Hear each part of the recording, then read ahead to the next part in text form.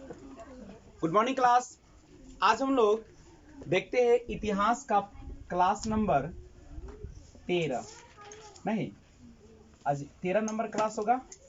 इसके पहले आपने 12 क्लास किया है और मैं आशा करता हूं कि आपको सारी चीजें समझ में भी आ गई। सारे वीडियो का प्लेलिस्ट बना दी गई है, आप आराम से जाकर घर पर भी पढ़ सकते हैं। नहीं, इतिहास का थोड़ा सा लंबा क्लास चलेगा। अभी हम लोग जो जनरली है वो अब सबसे पहले प्रागैतिहासिक काल पर है, उसके बाद आद्य ऐतिहासिक, और अब जो हम लोग अध्ययन कर रहे हैं वो ऐतिहासिक काल। ऐतिहासिक काल को अध्ययन की सुविधा के अनुसार नहीं, हम लोग जो है से क्या कर रहे हैं, कई भागों में बांटकर पढ़ेंगे।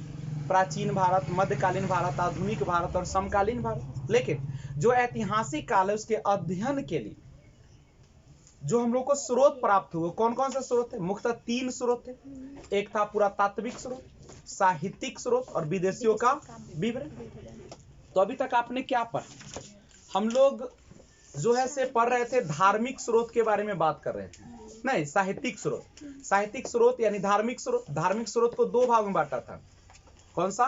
साहित्यिक को 2 भाग में बांटा था, एक धार्मिक और एक गैर धार्मिक। गैर धार्मिक में जैन, बौद्ध, ब्राह्मण और धार्मिक में कौन हो जाएगा? जैन, बौद्ध, यही सब ना होगा। और गैर धार्मिक में कौन आ जाएगा? जैसे गैर धार्मिक हो जाएगा आपका चाणक्य के द्वारा लिखा गया अर्थशास्त्र, यही सब है ना। हम लोग जो पढ़ रहे हैं अभी, क्या पढ़ रहे थे? धार्मिक स्रोत के अंतर्गत वेद के बारे में जाना। वेद कितने आपको पता है? वेद के जानने वाले को क्या कहा जाता है? ज्ञाता का। अब उसमें आपने कल पढ़ा पिछले वाले में कि ऋग्वेद के जो ज्ञाता है उसको क्या कहा जाता है? होत्री। यजुर्वेद के जो है उसको क्या कहा जाता है? सामवेद के उदात्तरी, अथर्ववेद के ब्रह्मा। यही सब ना पढ़ते। उसके बाद जो आपका वेद है उसके उपवेद भी है। वेद को पढ़ने में आसानी हो इसके लिए उपवेद की रचना की गई। उपवेद की संख्या 6 थी। उपवेद की संख्या क्या थी? और ब्राह्मण ग्रंथ की संख्या 6 है। उपवेद की संख्या 4 है। जैसे ऋग्वेद का उपवेद का नाम बता सकते हो? आयुर्वेद। सामवेद का, सही बोल रहे हो ना? और उसके बाद यजुर्वेद का धनुर्वेद और अथर्ववेद का शिल्पवेद। नहीं, उसके बाद आगे अगर बढ़े तो उपवेद के भी ज्ञाता है कि नहीं? जैसे सबसे पहले ऋग्वेद के जो उपवेद थे उसको क्या कहा गया? क्या कहा गया? आयुर्वेद के ज्ञाता को क्या कहा गया? प्रजापति। इसी तरीके से सामवेद के जो ज्ञाता थे उसको गंधर्ववेद, और उसके जो आपके ज्ञाता थे उसको नारद। फिर अगर हम बात करें किसकी? यजुर्वेद के, तो यजुर्वेद के जो उपवेद है उसका क्या नाम है? धनुर्वेद। और इसके जो ज्ञाता है उसका क्या नाम है?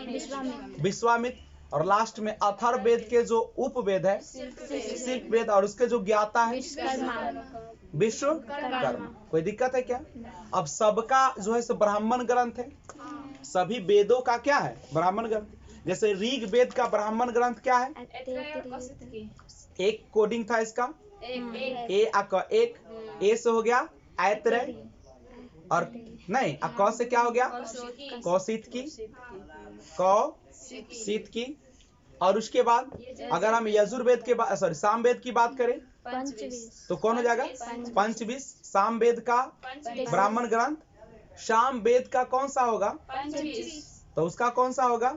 ये ऋग्वेद का ठीक है। उसके बाद यजुर्वेद का,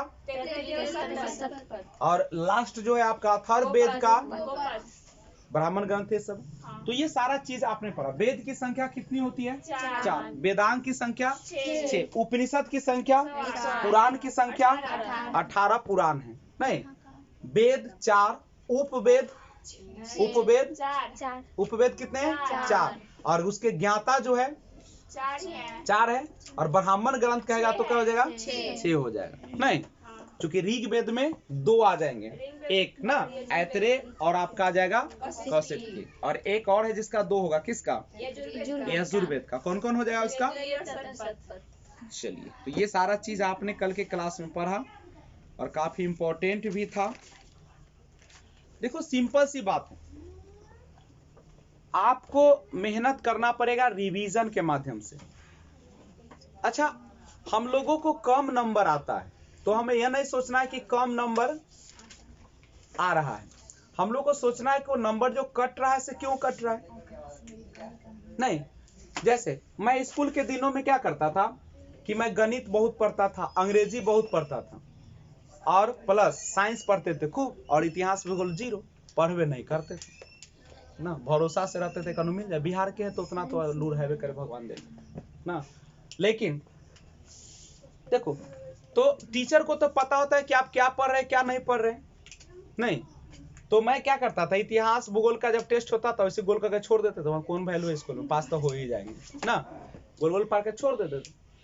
अब बोर्ड एग्जाम आया तो शिक्षक बोलते थे कि तुम इसमें फेल कर जाएगा, टेंशन था वो ना, फेल कर जाए। देखो, और जब भी कोई सामने तुम्हारे चैलेंज रख देता है ना, अब मजा आता है नहीं, तो अब चैलेंज था और वो एक बात बराबर कहते थे कि आपको 50 नंबर या 40 नंबर आ रहा है इस पर चिंतित नहीं होना है, तुम्हारा मान लीजिए कि आपका 40 नंबर, तो 60 नंबर क्यों नहीं आ रहा है इस पर सोचो ज्यादा।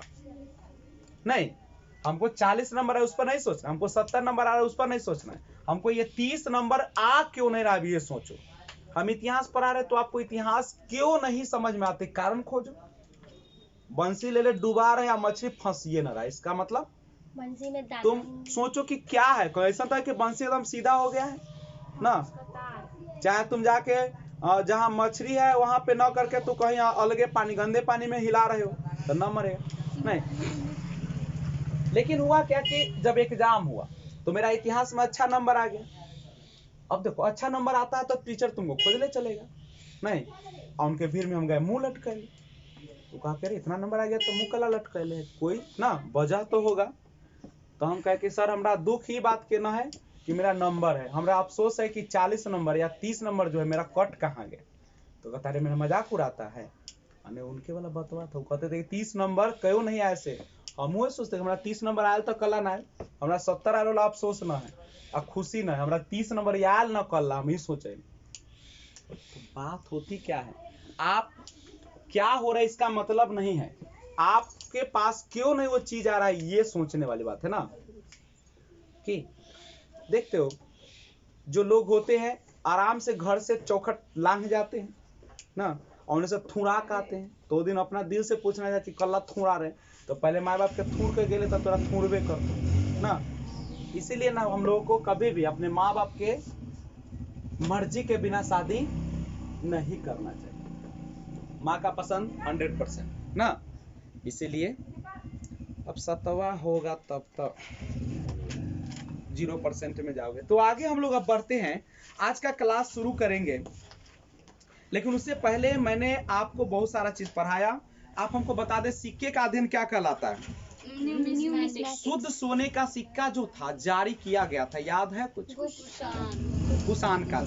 सबसे ज्यादा सोने का सिक्का जो जारी किया गया था, हाँ, और जो पत्थर पर जो लिखा जाता था उसको क्या कहा जाता था, ताम्र पाषाण काल कहा जाता था। आहा, क्या बात है, कहां से कहां, शिलालेख, पत्थरों पर जो लिख दिया जाता था उसको क्या कहा जाता था, दीवार पर लिख दिया जाता तो भित्ति लेख, या गुफा में लिख दिया जाता तो गुफा लेख कहा जाता था।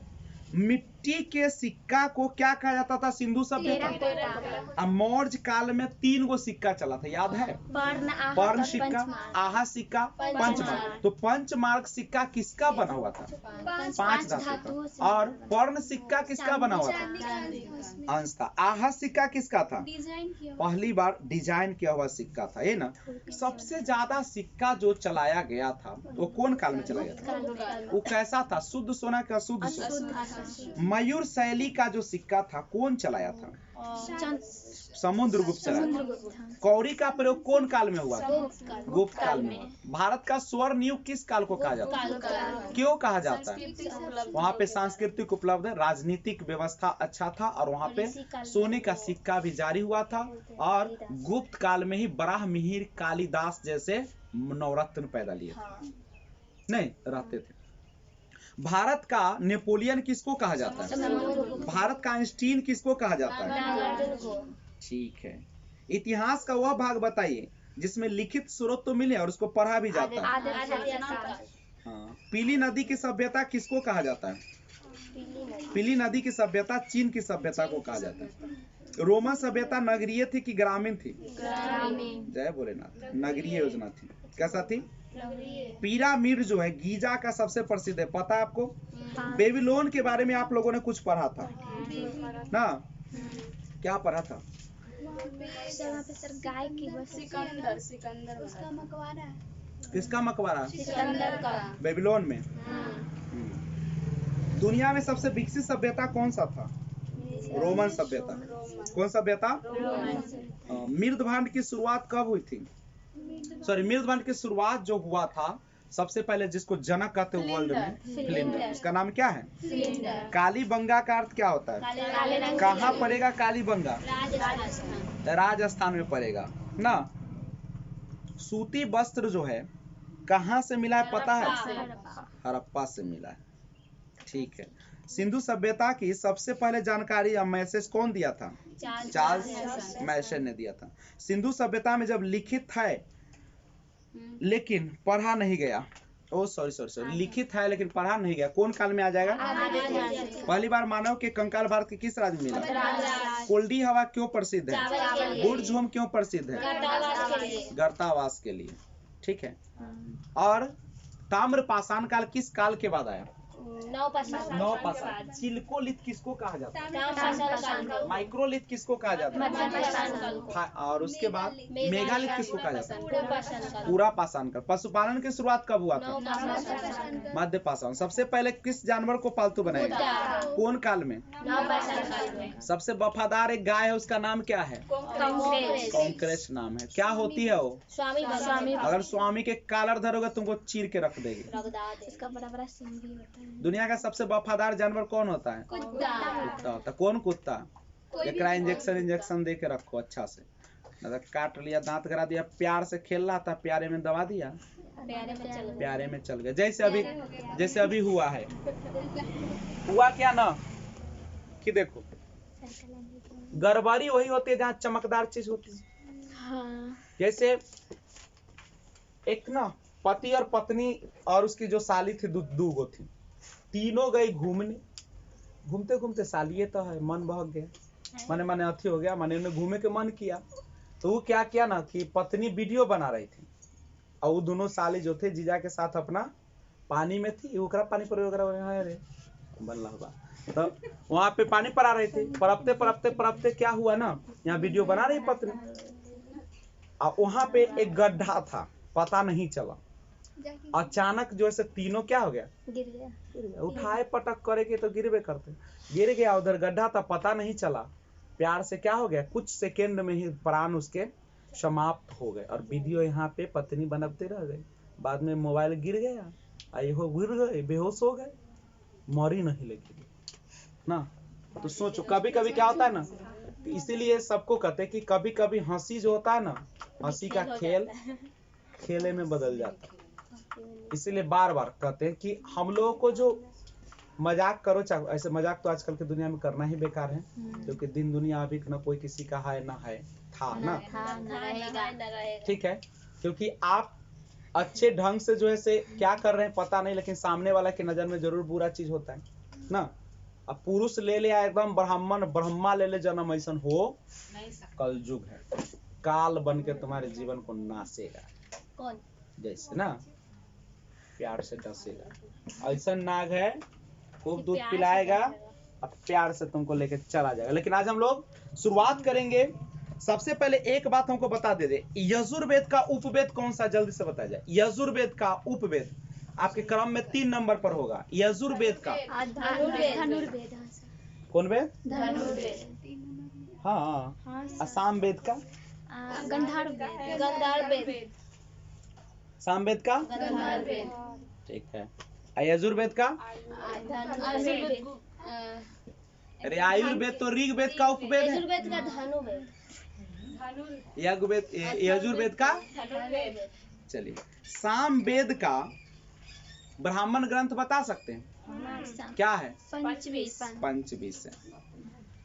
वेद त्राई का नाम सुने हो? वेद त्राई जो 3 गो। वैसी किताब जो बहुत पुरानी है और उसमें कितने वेद है? 3। कौन कौन है? ऋग्वेद, शुरू हो गए। सामवेद, यजुर्वेद। आना है, शुरू हो जाना है। कुछ लोग बकलोले पैदे लेते, एकदम आना है या शुरू हो जाना है।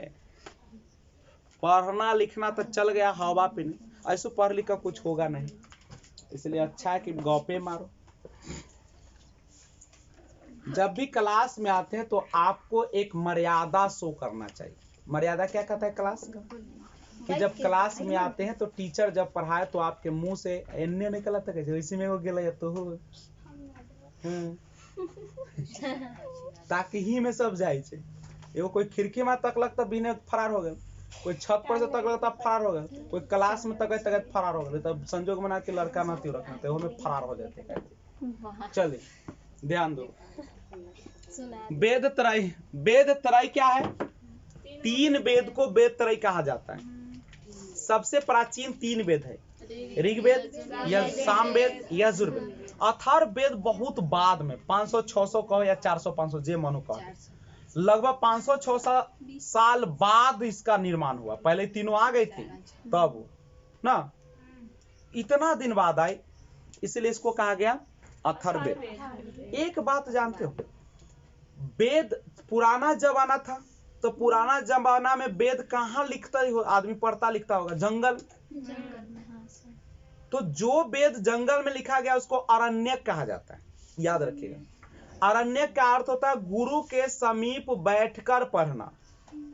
गुरु के समीप बैठकर, गुरु जी रहते थे आराम से, चक्का मक्का मार ले चौकियों के पर, उधर चौकियों न होते, उधर ईंटा उठा के जोड़, चाहे पत्थर उथर जोड़ ले, वही पर बैठे ऊंच पर। आस पास बैठे होते होंगे उनके छात्र, माथा उथा छिले, टिकी लंबा कहले ना, माथा इसलिए छिलता था ताकि आकर्षण न हो। जैसे आप आते हैं सज धज के आकर्षण हो जाता है ना, माथा छिला रहता था। एक ढंग का सबका कपड़ा नहीं, और एकदम स्वच्छ। लड़कियों का वर्जित था कि लड़का फिर फार न हो जाए, लड़की नहीं जाती थी वहां पढ़ने, केवल कौन पढ़ता था? लड़का में भी उस समय अताईपन होता था। उच्च जो होते थे, क्षत्रिय होते थे, वही पढ़ते थे। वैश्य शूद्र को पढ़ने का अधिकार नहीं दिया जाता था। आपको पता ना एकलव्य के बारे में? एकलव्य चूंकि मल्लाह जाति का था, मल्लाह नहीं, और वो जो परशुराम थे, परशुराम बोलते हैं, कौन था? दुर्योधन का गुरु का नाम क्या था? द्रोणाचार्य। द्रोणाचार्य केवल क्षत्रियों को शिक्षा देते थे नहीं, तो उसको घुमा देते। देखो कैसा निकला ना, वैसा निकला, छेद देता। अभी वाला लड़का रहता तो उनका छेदले रहता, गुरु जी तोरा उठा ना तोर गर्दन लेबो। लेकिन संजोग था कि उस समय उस तरीके का मान्यता था, गुरु को मानता था, इसीलिए। समझ गए? मिट्टी के पुतले, उस जवाना जब मिट्टी के पुतले से सीख ले, अखनी के बच्चा निम्न पढ़ाई मिलता न जाम पटना तो जाम दिल्ली तो कोलकाता जाम भर भर कर मिलता, एवं से सुइए भोंकवा। ठीक, देखो कहाँ पढ़ते हो क्या करते हो कोई मायने नहीं रखता। अभी चूंकि आप नेट से जुड़े हुए, डिजिटल दुनिया है, अगर हम चाहे तो अमेरिका के टीचर से घर बैठे क्या कर सकते हैं? पढ़ सकते हैं। लेकिन वो निम्न न लगता, निम्न कथे लगता, ठगताओ, शरीर गलताओ, तब निम्न। तो याद रखिएगा, आज हम लोग शुरुआत करने जा रहे हैं बच्चे लोग, ठीक है? वो है आपका, देखो अथर्ववेद का जब निर्माण हुआ ना, तो उस समय जो चूंकि तीनों वेद, वेद त्रय के बाद जो वेद आया अथर्ववेद, अथर्ववेद जब आया तो सभ्यता हमारी ग्रामीण से किसमें परिवर्तित हो गई? सभी चीजों का व्यवस्था हो गया था, रोड अच्छे हो गए थे, कारखाने लगने लगे थे, खाने पीने का दिक्कत नहीं था। कौन में? अथर्ववेद के समय, ठीक है। लेकिन एक बात हम लोग पढ़ेंगे, अरण्यक के बारे में आज हम लोग जानकारी प्राप्त करते हैं। किसके बारे में? अब अरण्यक क्या होता है? जो जंगल में रहकर, तो सिंपल सा बात है, किसी भी वेद का अधिकांश हिस्सा जब जंगलों में बैठकर लिखा जाता था उसी को हम लोग क्या कहते थे? अरण्य। ठीक है, बात समझ में आया? अरे पहले के जमाना में कहाँ पढ़ते वो टीचर? जंगल, खाली जंगल तो चारों तरफ था नहीं, इसलिए पढ़ाई कहाँ होता था? जंगल में। तो अधिकांश जो भाग था वो ज्यादातर हिस्सा ऋग्वेद का कहाँ पे लिखा जाता था? जंगलों में। तो इसका मतलब समझो तो जंगली ग्रामीण जीवन जो होगा 3 वेद में होगा। पूछेगा बताइए कि कौन से अरण्यक है? चारों वेद में अरण्यक कौन है? तो ऋग्वेद होगा, यजुर्वेद होगा, सामवेद होगा, अथर्ववेद होगा क्या? नहीं होगा। अथर्ववेद अरण्यक नहीं होगा। क्यों नहीं होगा? क्योंकि उस समय शहरी जीवन आ चुका था। लोग आराम से कहीं घर में बुला के पढ़ा देता था, कहीं बथान में ना, कहीं चौर में बुला के, ऐसा मास्टर चौर में बुला के पढ़ा देता है, मैंने कह रहे हैं। तो इस तरीके से तो चूंकि इस समय जंगलों में ना आवास पर क्या करना चाहिए? पढ़ाते थे, सॉरी ये लिखा गया, इसलिए इसको हम लोग अरण्यक नहीं करते। क्या किसी भी लड़की को अकेले पढ़ना चाहिए कोई टीचर से? नहीं पढ़ना। तो पढ़ाए थे। अरे छोड़ो ना, बात कहो। हम पढ़े हैं। कोई दिक्कत ना हो लोग, कोई दिक्कत ना नहीं, लेकिन उतना विश्वास कोई पर करना नहीं, समझ गए? कल्ला सबसे ज्यादा जो गड़बड़ी होती है, चूंकि अकेले आप पढ़ते हैं, पढ़ते पढ़ते पर्सनल लाइफ में इंटर हो जाता है, समझ रहे हैं? पर्सनल लाइफ में जब इंटर होते हैं तो आप मोहित हो जाते हैं, मोहित हो जाते हैं तो अलगे स्पेशल पढ़ाई हो जाता है। ये पढ़ाई हो जाता है, ऋग्वेद वाला पढ़ाई, जंगल वाला, अथर्ववेद वाला पढ़ाई नहीं होता है, ठीक, ग्रामीण वाला पढ़ाई होने लगता है। अरे शहर में कोई पता चले कोना कोन उठा के भाग गेलो, जंगल में पता चलता है? शहर में तो पता चलता है ना, कैमरा लागल है वहाँ पे, बहुत सारा चीज है। तो ये सारा चीज है। जब भी पढ़ाई करे ना, समूह में पढ़ाई करे। समूह में पढ़ने से होता है कि सबकी आइडिया भी पता चलता है, आपके अंदर से बातें भी निकलती है। अकेले वाला में कथी पढ़वाई, कुछ पढ़ाई तो ना रही। चलो आगे देखते हैं। अब बताओ वेद कै गो है? वेद कै गो है? 4। वेदांग कै गो है? 6 गो। अब वेद को पढ़ने में आसानी हो इसके लिए किसका निर्माण किया गया? उपवेद का निर्माण किया गया। अच्छा एक सवाल बताओ, वेदांग तो 6 गो है, और 6 वेदांग याद करना तो बड़ा आसान ना है, लेकिन आज मैं ट्रिक देता हूं जिसके माध्यम से आपको याद हो जाएगा। तो कोडिंग है इसका, ब्याजो नीसी कुछ, ब्याजो नीसी कुछ, ब्याजो नीसी कुछ। 6 गो वेदांग है, उसका नाम याद करना है, ब्याजो नीसी कुछ, ब्याजो। एक बात बताइएगा, जब कोई व्यक्ति क्या करता है, वेद पढ़ता है, तो वेद पढ़ने के लिए संस्कृत का ज्ञान होना अनिवार्य है। कोई भी वेद जो लिखा गया कौन भाषा में लिखा गया? संस्कृत। सनातन धर्म जो है उस समय क्या पढ़ाई होती थी? संस्कृत। क्या पढ़ाई होती थी? संस्कृत। और संस्कृत जो है थोड़ा लपटम लपटी भाषा है, जटिल भाषा है ना, तनी जीभ मुंह के व्यायाम हो जाता है उसमें।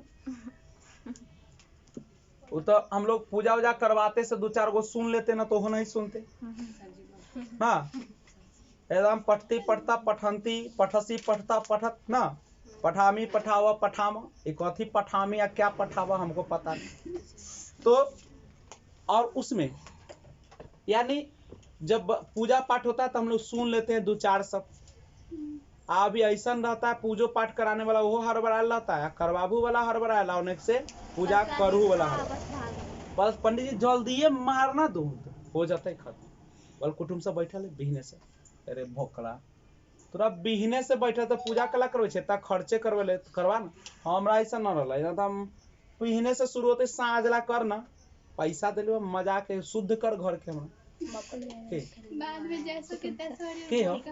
अरे जब पूजे कराम तो निमन से करा, एको शब्द छोड़े के ना पढ़े आ कहूँ निमन मिल गए जजमान तो और अच्छा बात है, कई गो अर्थ पूछतो ई खोले तो कल्ला होले, ऐसे गोबर कला रखल, ई गड्ढा कला खनल है, ई विध के मतलब बताव। एकागो मिल जाता है पंडित जी जानबे नहीं आ, करता भाग जाएगा। है। भाग कैसे जाएगा? डांटने लगता है। कौन कौन डांटेगा? वही पे मम्मी ना, हम पूछ हाँ, रहे थे तो डांटने लगी हाँ थी। तो वही तो, चूंकि हम लोग घपलोल है ना, बकलोल दुनिया में रहते हैं, हम लोगों का कर्तव्य है। देखो नियम क्या कहता है कि जब आप कोई शास्त्र पढ़ रहा है तो एक एक अर्थ को समझाए। पूजा पाठ में क्यों उच्चारण किया जाता है? ताकि सामने वाला समझे। लेकिन यहाँ तो पेट ले लो, लेट हो रहा, जल्दी करो पंडित जी, नगारी आने तैयार है। अरे नहीं, तू प्रसादी रख लेती तो कथी पूजा होती? सबके ध्यान तो कतरी पड़े है, रहबे करता है। पूजा होने दो खत्म, तब प्रसादी बनाना। लेट अरे आते तो कुटुंब में बैठते तब ना बुझाते पूजा होला ना। भूया के पूजा में ऐसी करता कथी कि 2 बजे शुरू करता, अरे 4 बजे खत्म। रे कुतवा 20,000 तू खर्चा कर ले तो तू कल्ला अथी करे कुदवा ना, एकदम भोरवे में शुरू करना, भोरवे में मारो निहा वहां दे, एकदम 10 बजे से शुरू करवा, एकदम 6 बजे एकदम प्रोग्राम लगा, एकदम कबड्डी उड्डी सब खेलवा। 6 बजे जगह दे तनका लंबा चौड़ा, कूदे है में तन्नी को जगह ना, आराम से पैसा वसूले। ऐसे करो तो हम लोग वेदांग आई सब कथी में वर्णन है? कथी में वर्णन है? सब वेदांग में वर्णन है कि वेद में वर्णन है, ऋग वेद में सब। यजुर्वेद में यज्ञ कार्य कौन में है? यजुर्वेद में। युद्ध का काम कौन में है? यजुर्वेद में। आ जितना भी सब है वशीकरण, प्रेम, ये सब कौन में? अथर्ववेद में। अब बात समझिए, जैसे वेदांग तो 6 है, जिसका कोडिंग है ब्याजो निसी कुछ। 6 को याद करेंगे, ब्याजो निसी। देखो यहाँ पे व दिख रहा है, व से मतलब होता है व्याकरण, और हर भाषा का अपना व्याकरण होता है। शुद्धि के लिए क्या होता है? शुद्धि के लिए क्या होता है? व्याकरण होता है। बस हो गया व्याकरण। व्याकरण का काम क्या है? एक डिसिप्लिन्ड भाषा को करना ना, अच्छा से बोल सके, अच्छा से लिख सके। और भारत में बाबू व्याकरण के सबसे अच्छी पुस्तक जो है, सबसे अच्छा पुस्तक जिसका नाम है, जानते हो क्या? अष्टाध्यायी। सबसे पहला जो व्याकरण का पुस्तक था, सबसे पहला सबसे अच्छा पुस्तक, उसका नाम क्या है? जिसके लेखक है पाणिनि। लेखक कौन है? बहुत बार पूछा गया क्वेश्चन है, पाणिनि। कौन है? पाणिनि। क्या नाम है? तो व्याकरण का सबसे अच्छा किताब भारत में कौन है? सबसे पहला संस्कृत व्याकरण कौन लिखा गया? अष्टाध्यायी। लेखक कौन है उसके? और एक बात अगर आपसे पूछा जाए, अब तो देखो यहाँ पे जौ का मतलब होता है ज्योतिष। क्या होता है? ज्योतिष। यानी जौ से बनता है ज्योतिष। ज्योतिष विद्या समझते हो ना? ज्योतिष, ग्रह नक्षत्र ये सब ना, खगोल शास्त्री। तो ज्योतिष के सबसे अच्छी किताब पूछेगा ना, तो उसका नाम है बृहद संहिता। क्या नाम है उसका? बृहद संहिता। क्या पढ़ रहे हो? कुछ समझ में आ रहा है? वेदांग। पहला वेदांग कौन हो गया? व्याकरण। दूसरा कौन हो गया? कोडिंग क्या हो गया? ब्याजो। क्या हो गया? ब्याजो। व्याकरण और ज्योतिष। व्याकरण का सबसे अच्छा किताब अष्टाध्यायी। व्याकरण का सबसे अच्छा किताब अष्टाध्यायी। ज्योतिष का सबसे अच्छा किताब बृहद संहिता। बृहद संहिता, जिसके लेखक का नाम वराह मिहिर। वराह मिहिर एक बहुत बड़े ज्योतिष थे, खगोल शास्त्री। बहुत सारे गुण था। पहले एक एक आदमी के अंदर ना बहुत सारा गुण हुआ करता था, समझ गए? खगोल शास्त्री भी हो जाता था, गणितज्ञ भी हो जाता था ना। तो याद हो गया, 2 वेदांग, एगो व्याकरण और दूसरा ज्योतिष। व्याकरण और ज्योतिष, व्याकरण और ज्योतिष हो जाता ना। अब कोई दिक्कत है तो बोलो बोगा लो। अच्छा एक बात बताइए, वेदों में कुल अंग कैगो हो जाएगा? वेद का अगर कुल अंग कहे तो 6 वेदांग जिसको कहते हैं। वेदे के ना अंग है वेदांग, तो वेदों के कुल अंग कैगो हो जाएगा? कौन कौन है? अभी चल रहा है नहीं, नी से होता है निरुक्त। क्या नाम होता है? निरुक्त। नी से क्या होगा? निरुक्त। इसका कुछ विशेष है नहीं। सी से होगा शिक्षा। बाबू अभी याद कर जाना है 6 के, आज तक नहीं याद हुआ है। ब्याजो निसी कुछ, ब्याजो निसी कुछ। व्याकरण पहला हो गया, दूसरा हो गया वेदांग, ज्योतिष नहीं, निसी, निरुक्त, 80 से शिक्षा। कल्प अब कल्प क से कल्प, छंद क से कल्प और छ से छंद छंद। कल्प छंद, कल्प छंद। 6 याद हो गया। पहला कौन है? व्याकरण, दूसरा ज्योतिष, उसके बाद निरुक्त, उसके बाद शिक्षा, उसके बाद कल्प। 6 में छंद। ब्याजो निसी कुछ कहीं फोर पर आइएगा। ब्याजो निसी कुछ, ब्याजो निसी कुछ, ब्याजो निसी कुछ। एक तनादा पढ़िए ना कि मन कहे कि अब न कोई चीज खाए के मन तो इतना खा लो ना कि बयान से कहे अब न हम ना खेबे रे बाप। समझ गए? मन हो। लेकिन ई मत कहिए हमरा खेबे अथी कतनो पनीर त न मन भटक। अब सुनो, यही है जोन चीज खाए के मन करे। एगो बाबा थे, समझ, तो बाबा क्या किए, बाबा जो थे जैसे ना कहियो माने कहियो ना कहते, कोई ऐसा दिन ना होता था जब बिना मछली के खाते थे। दिन रात मछली, एको गो पीस रहे, एगो टोंगरियो का पूछियो रहे, लेकिन एक टाइम मिले। इतना प्रेम, खूब खाते थे। अब उनका ना जैसे हुआ क्या कि देखो पुतोहिया सब आ जाती है, चाहे बहू हो तो तनका सा एक एगो कंजर आ जाता है ना, एक एगो आ जाता कंजर। कंजर में समझा छी जैसे ना रहता ना तोरा सोचतो तनका दे दे अपने रखता हो। एक हंसोरी ने काय गो रहे छे औरत, वो देबे न चाहतो, वो अपने पहले ना वो देतो तो सोच कर कांटा उड़ा नौकरा दे देतो खराब का अच्छा वाला अपने बैठ कर चबोड़ता। तो एकाई गो रहे बारात कदा खाए कैसे खा ले जितना खाए, लेकिन वो में गड़बड़ एकाई गो तो हंसोरवा पूरे खा जाता तोरा ला बचबे न करतो, ओहो दिक्कत। एला घर में देखे मांस मछली अलग तो एगो रहे छे सिस्टम। लेकिन देखो कोई चीज के एगो लिमिट होय छे के, लेकिन खाए के तो छे मन भर हंसोरी ही कखो ना, समझ लाई बात। और सबसे अच्छा तरीका है कि एकदा बैठा सब एकदा खा, ई सबसे अच्छा खाना होय छे। मन भर मनो भर ऐसे कतो ऐसे रहतो मन में भटक कथी लिया कथी ना कि सब ले लिया ना, आई काय गो रहतो ना के सोचतो एकेदा हंसोर कर लेलू, एकेदा रख लेलक एक छिपा आ खाए के बार खिया है ना। तो वो कल कई कथी बाबा, वो बाबा क्या किए ना कि पुतोया ऐसी दे माने लाते थे दूगो तीन पीस दे दे, मन हुनकर न भरे कहलकै कि अब पुतोहिया आई ऐसे करलो ललकै बहुत मछली, निम्मन से मछली के देख लेलको बहुत बढ़िया से अपने से एकदम नोच नाच के बना देलकै। अब पूरा ला छिपा में पूरा लेकर आ निम्मन से देख लेलकै, इतना देख लेलकै ना कि मन ओकर कथी हो गेल भटक गेल आ छोड़ दे आई से कंठी बन्हा गेलो, बांध लेलकै कंठी। लेकिन जहिया जहिया बनैत होते या तो मन फनकबे करते होते ना, ठीक है। तो ऐसा नहीं, तो यहाँ पे आ जाइए। अब तुमको याद हो गया होगा ब्याजो निसी कुछ क्या हुआ लड़की, ब्याजो निसी कुछ याद हुआ।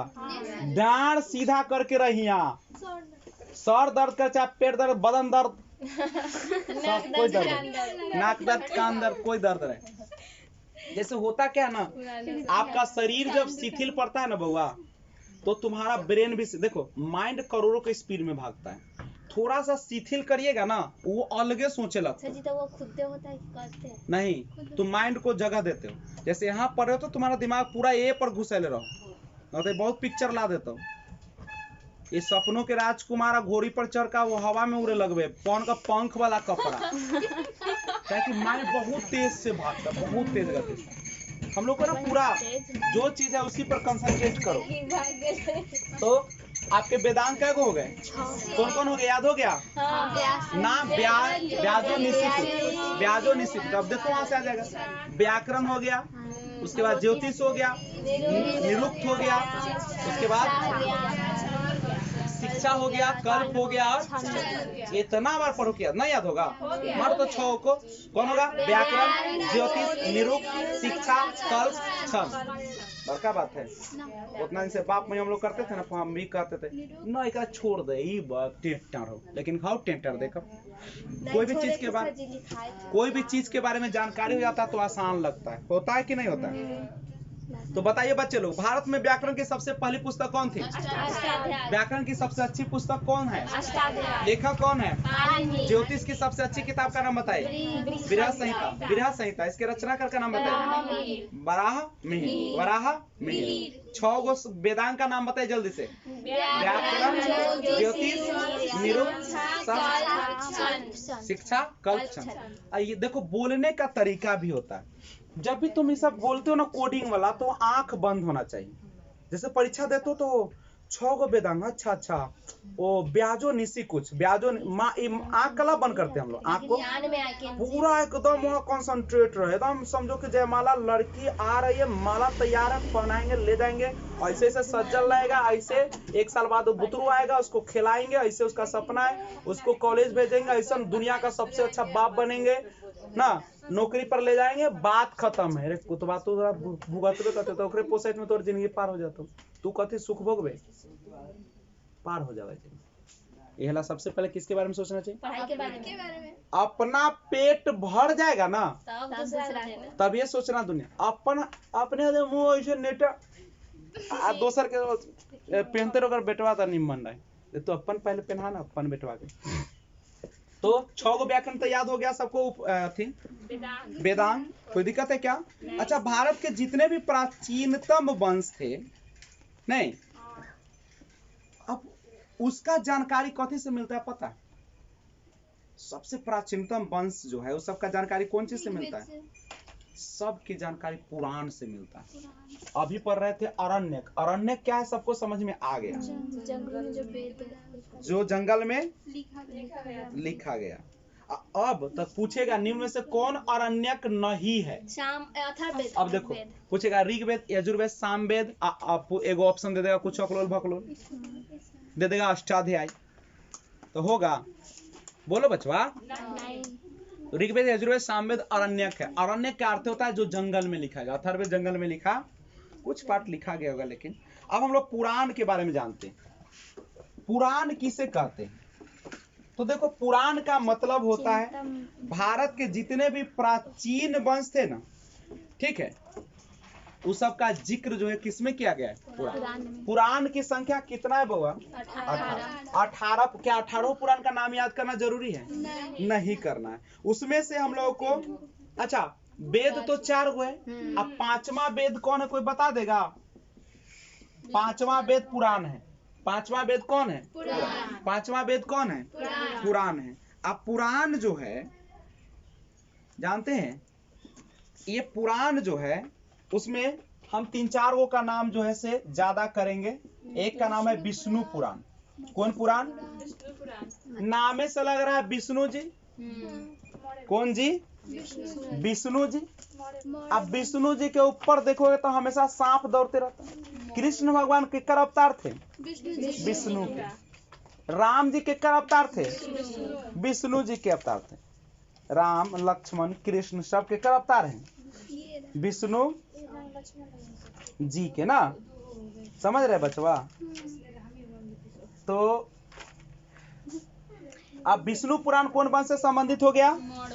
मौर्य वंश से। कौन वंश से? तो कभी कभी पूछ देता है कि विष्णु पुराण का संबंध किससे है, यानी मौर्यकालीन जानकारी किससे मिलती है? मौर्यकालीन। मौर्य का समझते हो ना? 345 ईसा पूर्व में जन्म है किसका? चंद्रगुप्त मौर्य का ना। और चंद्रगुप्त मौर्य गद्दी संभालते हैं। 300 ईसा पूर्व को, 300 के आसपास शुरुआत होती है किसका? चंद्रगुप्त, सॉरी, मौर्य वंश की। इसकी जानकारी कौन से मिलती है? बोलो ना बचवा। न रहेगा या तो याद रखना, विष्णु पुराण। विष्णु भगवान के ऊपर सांप रहता है, कृष्ण भगवान के देख लो। तो मौर्य वंश। कौन से? मौर्य वंश। याद रहेगा कि ना रहेगा? दूसरा पुराण का, यानी इसका संबंध अगर पूछेगा कि मौर्य वंश संबंधित वंश किससे है, ये में पूछ दे कि संबंधित वंश का नाम बताइए, कौन वंश से संबंधित है? तो ये कौन वंश से है? माने मौर्य वंश। अब मौर्य वंश कहाँ का था? मगध का। मगध कहाँ का क्षेत्र है? पटना, गया और मुंगेर का। कौन कौन नदी? गंडक, सोन और गंगा। गंडक, सोन और गंगा के बीच का क्षेत्र है। अब दूसरा जो हम लोग पढ़ेंगे पुराण, सब पुराण नहीं पढ़ेंगे, 2-3 गो पढ़ेंगे, वो है मत्स्य पुराण। कौन पुराण है? मत्स्य मत्स्य पुराण। मत्स्य पुराण, ये मत्स्य पुराण जो है बाबू, इस जो है इसमें जानकारी मिलती है सातवाहन वंश की। किसकी मिलती है? सात। अच्छा बताओ, सिंधु सभ्यता मातृ सत्तात्मक थी कि पितृ सत्तात्मक? लेकिन क्या स्पष्ट जानकारी मिलती है? ये तो हम लोग जमीन के अंदर से खोद काट के निकाले तो अंदाजा लगाते हैं। लेकिन सातवाहन वंश बिल्कुल मातृ सत्तात्मक वंश था। बिल्कुल क्या था? मातृ सत्तात्मक वंश था बाबू।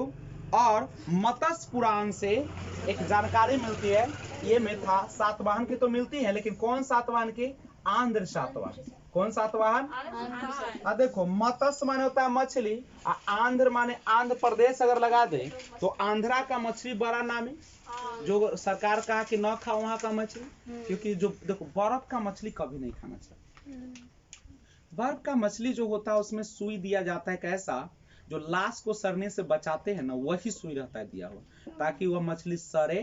कभी कभी जब खरीदते हो तो देखियो लवराल तवराल रहता ना, कभी कभी ठग देते 200 वाला मछली 50 रुपए किलो, 50 किलो, तो बाहर भाई तो बमकल 50 रुपए ले लिया हंसोत का। जब यहाँ आया तो वो ना जब साफ करते तो कन्हू से नोचाइए, लेकिन अब पैसा लागल तो की करो। हमरा ऐसा आदमी पैसा लगल मार फ्राई सोरले के तेल में खूब छमका दे ध के हल्दी उल्दी लगा के नहीं मिला, तबीयत खराब। अब होए सब बाद में। लेकिन अभी की कर, जैसे बोझ में गए मार कले दही धंसा लेली। अब बुझा बाबू, सुधा वाला दही बड़ा बेकार करता है शरीर को, जानते हो तुम? आताइयो खाते। हाँ कि मने तो है, मन चंचलता कठौती में गंगा। देखो होता क्या है कि खाए में बड़ा स्वादिष्ट लगे। सुधा वाला खाओगे ना, तुम लोगों को असर नहीं होगा, जवान को अच्छा ना। हम बुढ़ा गए, हम बुढ़ारी में हमरा से बुझा ना, अब बुढ़ौती आ गया तब समझ में आता है हम लोग। तोरा से कोई असर नहीं, तू कतनो दही कुछो खा लेगे ना, तोरा न देखा तो असर। लेकिन हमरा से दही खा लेंगे ना, खा तो लेवे करते हैं। पहले तो शाम में दे हाथ पहुँच को बिने का उठाना तो ठीक से खाए के बर्तन नाक लगा के चबोर ले लो। घर वाला दही होगा तो बड़ा फायदेमंद। और जेकरा होलो ना थी शुगर उगर की बीमारी, ओकरा तनी खिया ना दही। जिसको शुगर का बीमारी है उसको तुम ना सुधा वाला तनी खिया दो दही, रात में बाप मइयो करतो खिया का देखई इन्ने दुखा बाबू हो बाबू। डॉक्टर साहब कहती ना कि न खाइए सुधा वाला। हम जाए बकलोलवा देख ना, एक तो खा लेल के ठूस का कहै रात में दौड़। डॉक्टर साहब कहते कि ना, मत डॉक्टर साहब कहते कि दही न खाइए सुधा वाला। अरे बकलोलवा तू खा लेली तब कल्ला बोलत छी कि न खाते। बड़ा स्टाइल देतो मिठाई तो वो शुगर मना तो अच्छा। दोसर ना ना दोस्त अताई ओकर साथी सहेली ना रहे छी तो खाना लो एगो से की हो जाते हैं अखी बात। जैसे शराबी के कैसन होई छै, कैसे होई छै? एगो शराबी तो कोत पीना। देवदास मूवी देखी, बेचारा पिए ना चाहे न, मर जाएंगे अब न, डॉक्टर मना कर एको बूंद पे मर जाओगे। और जो रहे छै चुन्नू बाबू ना, चुन्नी बाबू वो कहते पीना ले की हो जाते, कुछ नहीं होगा, पिया दे छे आ लपटा जाए छे बेचारे पारो के भीड़ में घर के ओ सारा पौने कर ना बाहर मर जाए छे, मिलबो ना करे छे। वो पारो ऊपर से दौड़ के छे छमा छम औने से धले चोकर देवरवा दोसर को दादा देवर बेटवा धो लेता है, सॉरी हां माने देवरे न ले बेटा दोसर के तो माने बेटवा धो लेता है। ओकरा बेचारे यू तो तरफ पूरा ले करे जा बुरु बक रहे जाए के मतलब छमक के चल गए। अब कल करे जा कर कही ना, लेकिन निम्ने कल के वो समझदार रहे पारो कि माए बाप के बात सुन लाई ना, तो ओकरो ओहे गतिया ये अभी मरले ओकरा थूरतई रह लेके कुचतई रह देवदास ना, ठीक है बहुत समझदार रहे। कहानी मर प्रेम ऐसा करो कि अमर हो जाए, जब तक ला पूरा इलाका न जाने अब प्रेम में पूरा न हो मजा तब है। पूरा बोले तो कुछ नहीं पार हो, थुरैया उरैया कन्ने थुर तो कोई पता न हो, कोई माथा में टका पड़ल हो तो कोई गर्दन में टका पड़ल हो। आ कहियो अताई से तो एक और काम करे सबसे ज्यादा उलट के ए पर तो लात धैले ना, सबसे ज्यादा ओकर होता है प्यारा करेजा पर लात धक, करेजा पर लात धक बस तब नोच तब मार सब जीवे तू बोला कि मार देती तो मत्स्य पुराण कौन सा, जल्दी से बोलिए, मत्स्य पुराण कौन से है? और एक है बाबू वायु पुराण। कौन पुराण है? वायु पुराण। ये सब पुराण है, सब क्या है? पुराण किसको कहते हैं, समझ में आना गया है? पुराण किससे? जिसमें राजा के वंश। हाँ, पुराण उसको कहा जाता है जिसमें प्राचीन वंश के बारे में जानकारी है। तो पुराण जो है ये किसके बारे में जानकारी देता है? गुप्त वंश, सॉरी पुराण लिख दिया, वायु पुराण। कौन पुराण?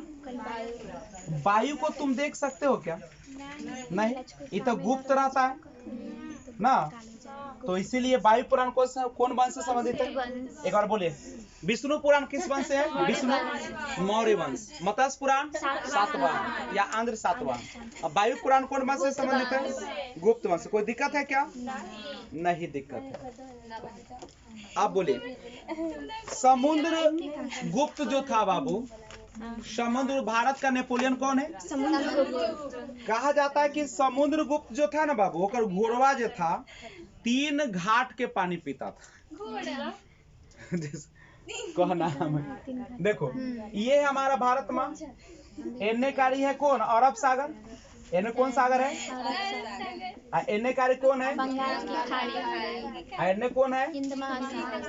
कहते रहे ना कि ओकर जे था कोना के समुद्रगुप्त का घोड़ा 3 समुद्र के पानी पी। की संभव है कि इन्हें पी ले अरब में या फिर ही होकर पी लेते? कहे के मतलब समुद्रगुप्त ना इस सब एक अधिकार में रही, सब अरब सागर, हिंद महासागर, बंगाल पूरा ने जीत ले रहे सबके। इसलिए कहा जाता है, यानी कहियो पी ले तो अरब सागर, अरब से पानी पी लेगा अरब सागर के या हिंद महासागर तो मर ही जाएगा आदमी, खाली नीमक रहता है। वैसे समुद्र के पानी तो नमक ही रहता है।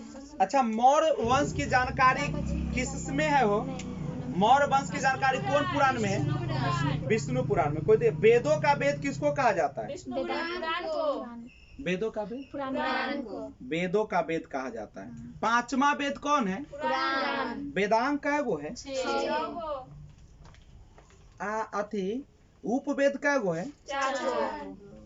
अब ब्राह्मण ग्रंथ क्या वो है? कोई दिक्कत है क्या? समस्या है कुछ? नोट करिए तो पढ़ेंगे उपनिषद। आइए अब हम लोग उपनिषद के बारे में जानते हैं। देखो, उपनिषद ये होता है, उपनिषद का अर्थ होता है गुरु के समीप बैठकर शिक्षा ग्रहण करना, जो पहले के जमाना में होता था ना। उपनिषद का अर्थ क्या होता है? गुरु के समीप बैठकर शिक्षा ग्रहण। उपनिषद की संख्या क्या है? 108। लेकिन क्या सभी उपनिषद जरूरत प्रमाणित है क्या? तो कुछ ही जो उपनिषद है जो प्रमाणित है। हाँ, उपनिषद की संख्या कितना है बच्चे लोग? लेकिन मान्यता सबको मिला क्या? नहीं बाबू, 13 को ही प्रमाणित उपनिषद माना गया। कितने को प्रमाणित माना गया? प्रमाणित उपनिषद का मतलब समझते हो?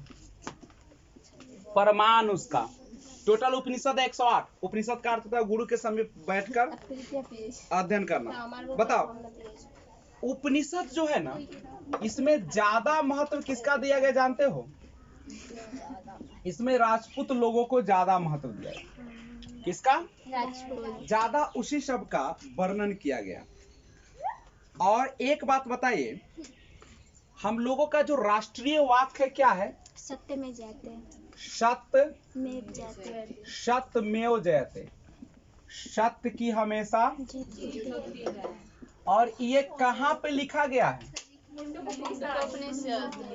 अशोक का राजनाथ का जो कौन चीज है? सारनाथ जो है, वहां पे एगो है कहते स्तंभ लेख, उसका नाम है अशोक स्तंभ। उसके नीचे लिखा गया है सत्यमेव जयते। और ये कहाँ से लिया गया है? मुंडकोपनिषद। मुंडकोपनिषद। पूछेगा सत्यमेव जयते, बहुत बार पूछा है, कहाँ से लिया गया है? मुंडकोपनिषद। मुंडकोपनिषद से लिया गया है सत्यमेव। कहाँ है लिखा हुआ है? सारनाथ के जो स्तंभ है, अशोक स्तंभ, ओकरा नीचे लिखा है। कहाँ लिखल है? सारनाथ के अशोक स्तंभ के अच्छा बताइए तो सबसे बड़ा उपनिषद जो है ना बउआ, ए बउआ, सबसे पहला उपनिषद अगर कहेगा, सबसे पहला उपनिषद तो उसका नाम है बृहदरायण। बृहदरायण, बृहदरायण। पहला उपनिषद कौन है बउआ? बृहदरायण, बृहदरायण, बृहदरायण। याद हो गया? सबसे पहला उपनिषद का नाम क्या है? बृहद। और सबसे पुराना कौन है? यही। अरे पहले ही तो पुराना होले। पहले बड़की बेटिया ले कि छोटकी बेटिया ले? तो सबसे पुरानकी कौन होले? तो इसी सबसे पहले वाली तब सबसे पुरानकी है। तो सबसे पुराना उपनिषद कौन होगा? सबसे पुराना उपनिषद कौन होगा? बृहदरायण। सबसे बड़ा भी पूछेगा तो बृहदरायण। सबसे पुराना तो बृहदरायण। सबसे पुराना बृहदरायण। सबसे प्राचीन, सबसे पहला, सबसे पुराना, और सबसे बाद में जो उपनिषद आया, सुनो बच्चे लोग, सबसे बाद का जो उपनिषद था, सबसे बाद वाला, उसका नाम जानते हो क्या है? आलेपनिषद। क्या नाम है?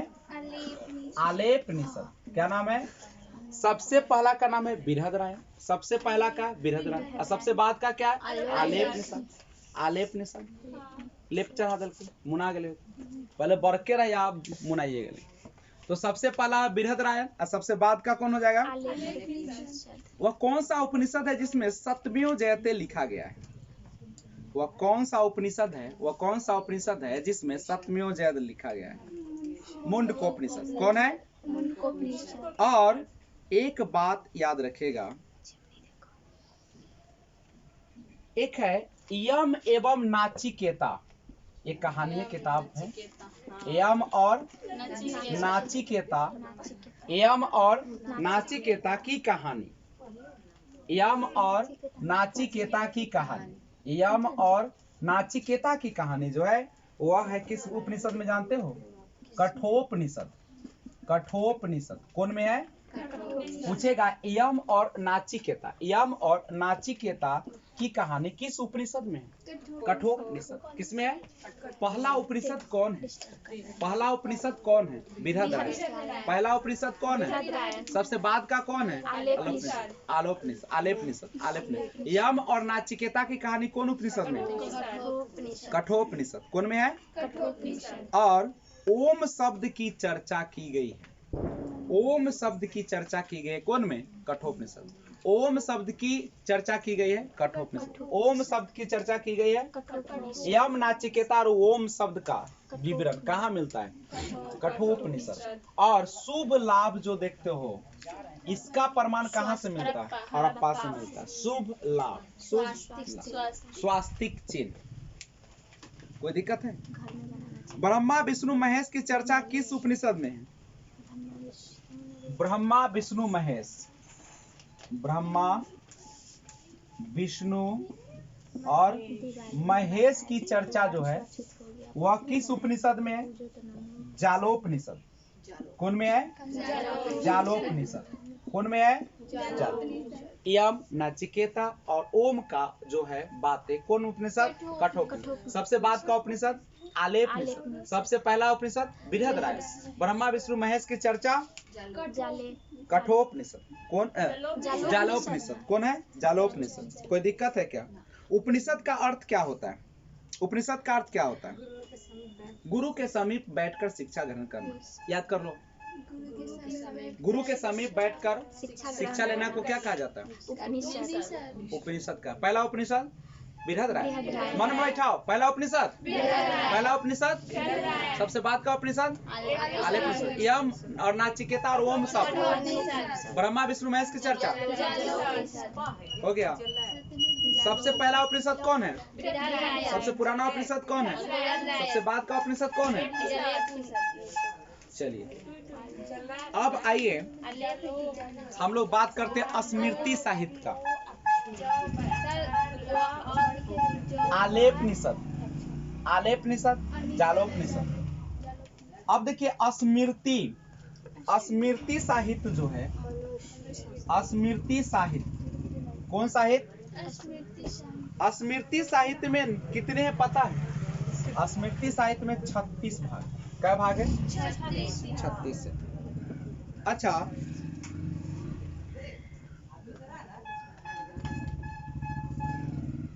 देखिएगा, स्मृति जो साहित्य है ना,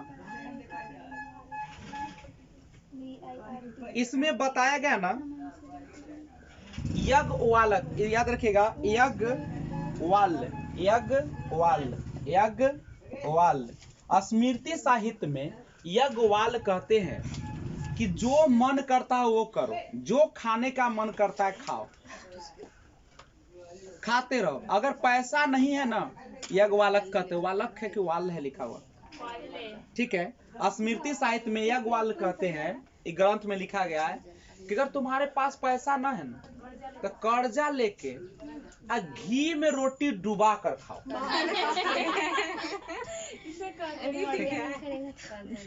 जो माने अपना पैसा ना है तो कर्जा ले लेकर खाओ, ठीक है। यानी अगर आपके पास खाने के लिए नहीं तो कर्जा लेकर घी पी लेना चाहिए, ठीक है। इसमें है, किसमें है? स्मृति।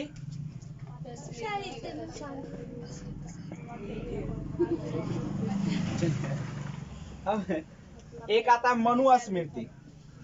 कौन स्मृति?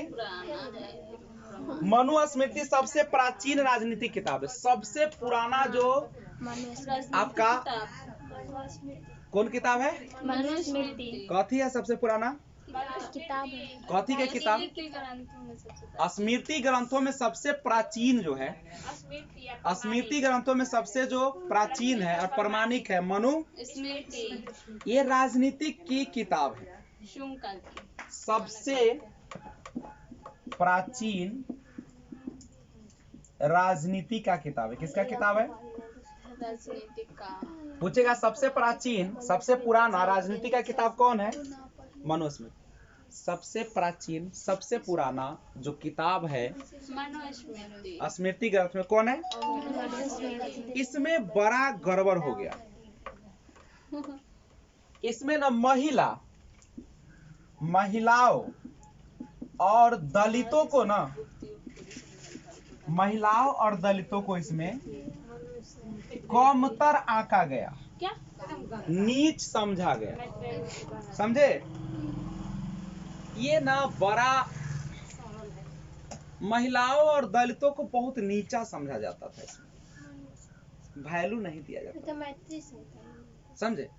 मनुस्मृति में महिलाओं और किसको नीचे दिखाया जाता था? दलितों के।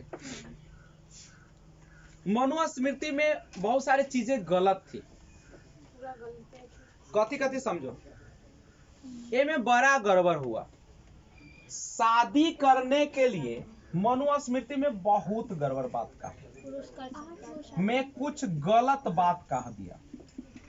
लेकिन एक बात समझो, जिंदगी भर तुम अच्छा काम करते हो ना, अगर एगो खराब काम कर दो तो लोग खराब वाला के जल्दी याद कर दो, अच्छाई को भूल जाते। अच्छाई को लोग जल्दी भूल जाता है, खराबी को जैसे हम इतना दिन से खूब बना रहे हैं ना, सबको खूब बना कर भेज रहे हैं, और एक दिन हम और महीने पूरा अगर हो गए ना, तो हमारे सब कर्तव्य रहे 14 गो रिजल्ट 12 गो रिजल्ट सब फेल। समझ में आला? अखनी जब हम इतना सुविधा आते हैं, तलवार लेकर कोई गर्दन उड़ा दी ना, तो सब फेल। मतलब समझ? आदमी जो है ना, आदमी ऐसा जात हो जे तोहर माने 100 दिन घी पियली तो नहीं याद रखतो, लेकिन एक दिन ना, एक दिन तो गरिया दिली। समझ में आवे? मधुर मधुर बोला चाहिए। एक दिन ऐठ दिली, मान ले कि हमरे शादी ठीक हो गई, सास से बतियलियो, बतियात एक दिन आप बोला आ गए कि तोरा कथी हो ले, अब की हो गलो, रिश्ता कहाँ चल गलो? झारखंड फिल्म में देखला सब ठीके चलत रहे, एक के शब्द बोले कौन उसकी पापा ना, सुनील शेट्टी, सब बात हो गए खराब। कहाँ जोरे रहता ही रहा, कहाँ चल गए कहाँ। इसका मतलब है कि आप जीवन भर क्या कर रहे हैं अच्छा, ये लोग याद नहीं करेंगे, तुरंत भूल जाएंगे। लेकिन एक दिन गड़बड़ किए ना, तो जिंदगी भर याद रखे। तो मनुस्मृतियों उतना खराब नहीं, लेकिन कुछ काम ऐसा कर दिया ना कि एकर सब करल कथी हो गए, पानी में धोआ गए। समझ में आ रहा है? एगो बड़ा गलती बात कल के शादी के लिए लड़का की उम्र होना चाहिए 25 साल। 25 साल से कम में शादी नहीं। और लड़की होनी चाहिए बुटुंगी 12 वर्ष गोदी में खिलावेला। बड़ा बवाल होले। 1 घंटा हो गया। कल कि लड़का 25 साल में शादी करो कम से कम, और लड़की 12 साल में। 13 साल। यही था जो हम लोग से भी ज्यादा कौन शादी इसको बोलते हैं, बाल विवाह। ये कहा कि ऐसा होना चाहिए। अब सोचो 12 साल के लड़का रहता, मानो कोई लड़का है लड़की ना, तो ओकरा गोदी में प्यार से उठा ले कि नहीं, मतलब जवान हो जाए, लेकिन उठा लेता है कि ना। अब सोची तो 25 साल के लड़का गोदी में ना उठा के खेलता है। तो ये कितना बड़का बात कर दिया। लड़का 25 साल, लड़की 12 साल के लड़की कुछो जानता है कि शादी ब्याह कथी हो ओकरा कह दे अपने लड़का रहे, ऊपर से और लड़का रहे। एगो उन्ने जे रहत रहो लड़किया, वो खेलत रहे ऐसे ही, हाफ पैंट पहनले खेलत रहो उन्हीं कर जो के। आ 1 साल में देखली तो जवानो हो गए, अमके देखली तो अखनी रही लड़का ले ले तेल लगवे। कहले जय श्री राम। 12 के 14 साल में बियाह कर दिल। 1 साल पहले तो खेलबे करते रहे, बाद देखली तो बियाह कर दिल। 1 साल में जवानो हो गए, 1 साल में भी खेल, माने अपन तक देह पोसल है ना, एक बार पोस दिल। देखो लड़की की शादी कम एज में इसलिए नहीं करनी चाहिए क्योंकि अभी लड़का के तौर ताई हम बार बार कहते हैं कि रियली में होता है, उसको दिमाग उमाग नहीं। शादी का मतलब एक के वो समझता है, बच्चा इतना समझता है।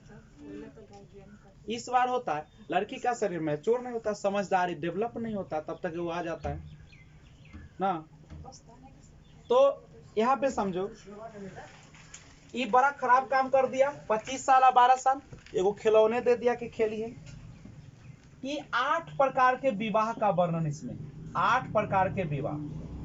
कोई के लेकर भाग गया था राक्षसी विवाह, कोई के लेकर भाग गया था राक्षसी विवाह, किसी से बहला फुसला कर अगर शादी कर लेता प्रेम विवाह ना, यही समझना था। तो 8 प्रकार के विवाह का ये वर्णन किया और इसी में संस्कार की भी चर्चा किया गया। क्या वो संस्कार? 16। ये कोई चीज 16 श्रृंगार।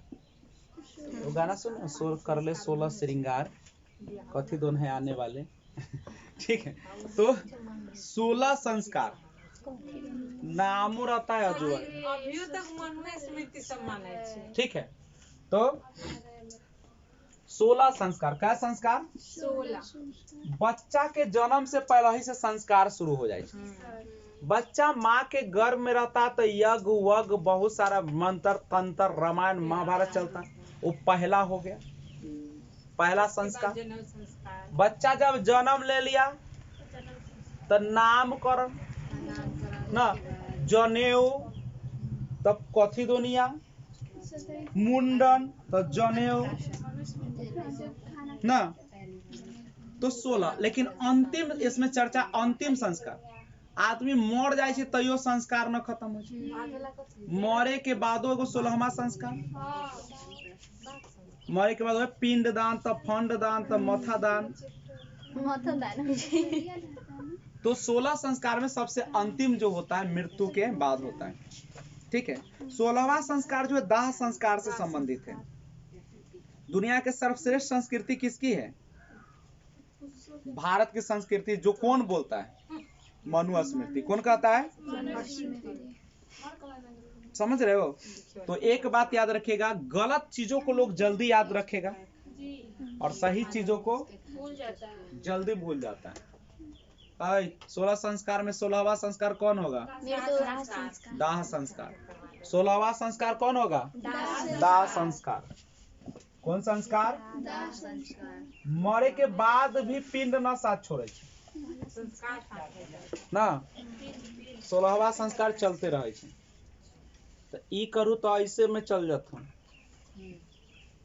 हमरा सबसे अच्छा हंसी तो लगे कि जब जीता में एक दिन तो पूछे न अले आ मरला पर देवे तो पूरा दूरा भर देतो एकदम दही अथी दही रहे छै कि न रहे छै चिवड़ा लेके कटोरा लेके सब भर देतो।